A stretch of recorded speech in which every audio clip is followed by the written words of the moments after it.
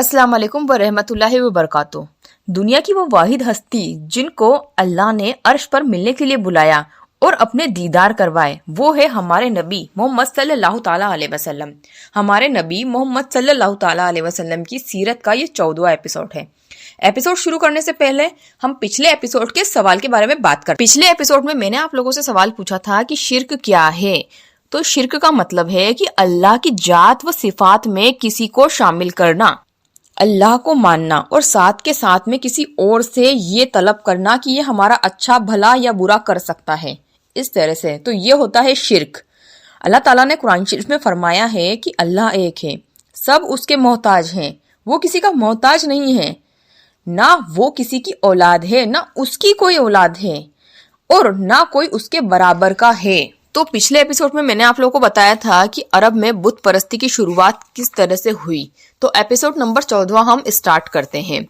जब हज के वक्त जायरीन हज करने आते थे तो कबीला बनु खुजामा के जो सरदार था अमरू बिन लूही और उसके बहुत सारे हुक्मरानों ने क्या किया कि जब अरब में बहुत सारे बुत इकट्ठे हो गए तो ये लोग क्या करते थे कि जब हज करने के लिए लोग आते थे और फिर वापस लौट कर जाते थे तो लौट कर जाते वक्त उनके साथ एक बुत दे दिया करते थे और वो कबीले वाले वहां जाकर ऐसे ही गार मिट्टी के बहुत सारे बुत बना दिया करते थे और अपने घर में रख कर इसकी पूजा करते थे। इस तरह से अरब की सरजमी और उसके आसपास के इलाकों में हर घर में एक बुत हो गया और इन बुतों को खुदा माना जाने लगा। खुदा की इबादत तो पीछे रह गई, उस बुतों से लोग बातें करने लगे, चिल्ला चिल्ला कर अपनी फरमाइशें करने लगे, अपनी मांगे करने लगे। इस तरह से बुत परस्ती पूरे अरब में फैल गई।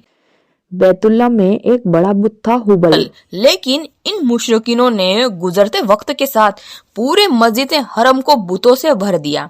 चुनांचे जब हमारे आका रसूलुल्लाह सल्लल्लाहु ताला अलैहि वसल्लम ने मस्जिद हरम को फतेह किया, इसी तरह मस्जिद हरम में अल्लाह के घर बैतुल्ला के चारों ओर 360 बुत थे जिनको हमारे नबी सल्लल्लाहु ताला अलैहि वसल्लम ने अपने दस्त मुबारक से तोड़ा। आप हर बुत को अपनी तलवार से धक्का मारते, ठोकर मारते और वो गिर जाता। फिर आपके हुक्म से सारे बुतों को मस्जिद हरम से बाहर निकाला गया। फिर सारे बुतों को मस्जिद हरम से बाहर निकालकर जला दिया गया और उन बुतों के टुकड़े टुकड़े कर दिए गए। इस तरह से अरब में बुत परस्ती खत्म हुई और हमारे नबी सल्लल्लाहु ताला अलैहि वसल्लम ने अरब में बुत परस्ती खत्म की। इस तरह से हमारे नबी मोहम्मद सल्लल्लाहु ताला अलैहि वसल्लम ने अरब के लोगों को एक अल्लाह की इबादत करना सिखाया।